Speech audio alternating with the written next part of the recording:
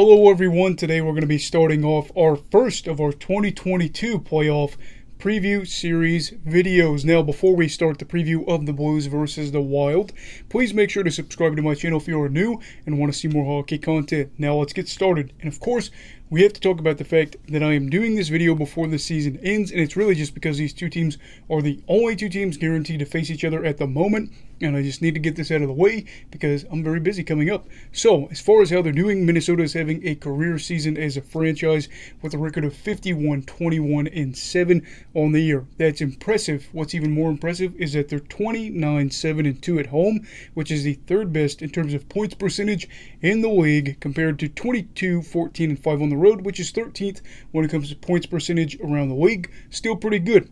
They're currently on a 5-game win streak and are tied second for points in the Central with St. Louis, but have a game in hand over the team down south. So, for St. Louis, they've had a great year as well with a record of 49-20-11. They're 26-9-5, which is 8th in the league for home record in terms of that in points percentage, compared to 23-11-6 on the road this year, good enough for 6th in the league for points percentage. Now, let's get to it. Let's start off with 5-on-5 play. In a lot of ways, the 5-on-5 play, full strength play, really favors the Wild in this series. They've got the second best goals for percentage in the league in this category, and have the 10th best shots for percentage at 5-on-5 play this year. They are a really good team at full strength. However, St. Louis has also been good at 5-on-5 play too. Kind of, not really. Let me explain. They have been able to score the 5th highest goals for per 60 in this category, so you understand they're dangerous. They've got some shooters and some guys that are shooting above expected or shooting better than it's expected.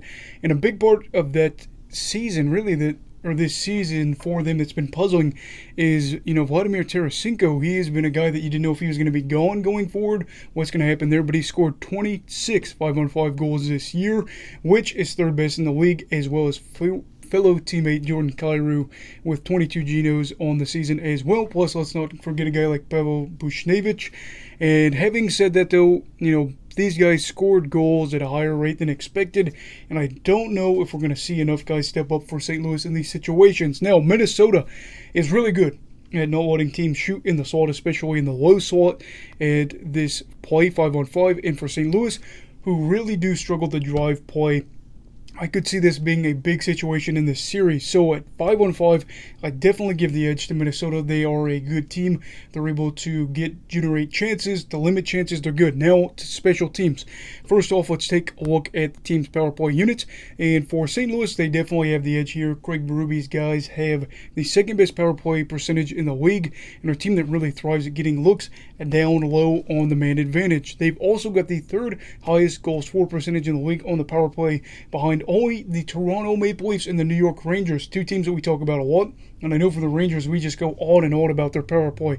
Now, this is really where the Blues have to make their mark in this series. Guys like Perron, Krug, Buchnevich, and anyone else you would expect for them are going to have to make the Wild pay for putting them on the man advantage. Now, would be the time I would say that you have to get guys to draw penalties, and they have to do it against guys like Hartman, Foligno of the Wild, guys that have quite a bit of penalties on the season. If you can find ways to get guys like that to get called for these penalties, it's going to be huge. And if you can do this for St. Louis, you're going to be in a great spot to win the series. Now, as for the PK, Minnesota, they're a team that can score a lot on the power play. And for St. Louis, they have guys that are going to have to watch out for this. You're going to have to watch out for Joel Eriksson-Ek. You're going to have to watch out for Kaprizov. And yeah, it sounds a little bit cliche, but the first power play unit for the Wild is a threat, and the Blues have to neutralize that threat if they want to stay in this series. And considering that Minnesota probably will play them at 5-on-5, that's going to be a big thing. Sorry, I had this thing where PK was a little bit lower in the notes, which now we're bringing up PK. We're talking about Minnesota's power play there. But for PK, this is going to be an important factor for both teams, just like we said. Minnesota's had trouble this year keeping the puck out of their own net down a man. But part of that can be attributed to pretty shoddy goaltending throughout the year. Now, I'd be lying if I said I was confident in Minnesota and the fact that they were going to dominate in this situation, but I'd say that I would expect them to throw out their top PK unit for major minutes in this series. And in my opinion, I really just do think this series will be won or lost in this situation. It comes down to the power play and who's going to be able to thrive there and who's not going to be able to thrive there, because the Blues can get on the power play, and if they can get on there consistently and do well, that's going to be big for them. But of course, you look at St. Louis, they're going to be busy on the PK as well. I'm a little worried for the Blues. They're a team that has the 4th best PK percentage, but has been bailed out in a way. They've had better goaltending than what was expected here in this category, and they've just given up some decent looks this year that haven't ended in goals. And for Minnesota, this could be huge. They've had times where they haven't been able to get the looks they'd like on the power play, so you're going against St. Louis's PK. That is what shots go down, especially in the low slot. Minnesota hoping maybe they could get some of that luck too. They haven't been able to get the looks like we said. Get on over to the low slot, see if good things will happen. And with guys like O'Reilly and Scandella bound to play a lot of minutes on the PK and in this series in general for the Blues, I could see maybe them hoping but also just not wanting to deal with things. But sorry there, I think we're going to see Minnesota have some success, because this is a team for the Blues. A lot of guys could play a lot of minutes, and they might get fatigued. Overall, I'd say it's a tough call on this one. But finally, we get to talk about the goalies, and this is just so weird for Minnesota. You have Marc-Andre Fleury and Cam Talbot, 2 veteran guys that will be in net for the Wild, but both have played decently well as of late since Flowers' arrival, although the past 3 games for Fleury have not gone the way you would have liked. Regardless, they have 2 guys that are capable of being good goalies. They play on a good team that drives play, that's really good at 5-on-5, and I hope for them that can make them stay consistent, but we'll have to see. Don't be surprised though if you see one goalie play the whole series, or they rotate them out depending on how it goes. Could see maybe Fleury start the series, have a bad game, next thing Talbot's in there for the rest of the way. As for St. Louis, you've got Jordan Binnington and Ville Husso in net. At this point, I think you'd expect Husso to be in net for St. Louis as the primary goalie, instead of Binnington, who was their starter on the way to winning the Cup in 2019. Makes sense too, as the Finnish netminder has played well as of late, especially since that trade. I looked at some of the stuff since Fleury came over, and Husso's been good. Of course, if he doesn't start off too hot in the series, maybe Binnington could be the answer for them, but the duos just feel really weird.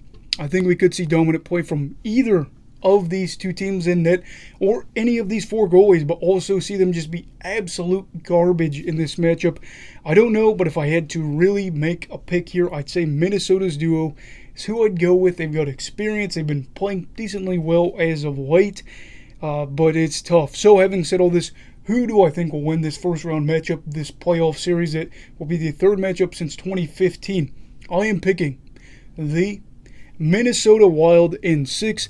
This has a toss-up written all up over this thing in this series, and I could see either team winning this, me being wrong, St. Louis winning it. I personally like some of the bigger names for St. Louis. I think they could play well, and I know that their top 6 doesn't look terrible. It looks pretty good. I think I'd favor that over Minnesota's top 6 in some ways, but overall, Minnesota just plays all around better hockey, and when it comes to the playoffs, you got to pick those teams that play better hockey and what you'd expect from them. That's why I expect them to win it. St. Louis is going to need a lot of big performances from their big name players. I'm hoping guys like Robert Thomas can have a good series. Pavel Buchnevich can have a big series for the Blues after coming over from the Rangers. That'd be really cool for them. But I'm also hoping for the Wild, the guys like Boldy could be really good for them in this series in the first round, as the rookie has been fun to watch this season. And yes, I am well aware the Blues have won all 3 games. The 2 have played together this year, but I also think Minnesota outplayed them all 3 games. It just didn't go their way. Their goaltending situation is better, and I just, something you got to make a pick. I got to go with Minnesota right now. So that's all for this preview. Who do you think will win this preview, or this series, excuse me? Let me know down below in the comments. Please make sure to like this video if you enjoyed it. Don't forget to subscribe to the channel if you're new. Sorry if I stumbled there. There's a ton of notes. This thing is thick description for these notes, and there's 2 spots that I think I flipped some stuff. Either way, you get the grand picture. I think Minnesota will win it. What do you think? Everybody stay safe. Have a great night. Eagle love hockey, all right. Goodbye, Brigadiers and Brigadettes. This is your captain signing off. Have a great night.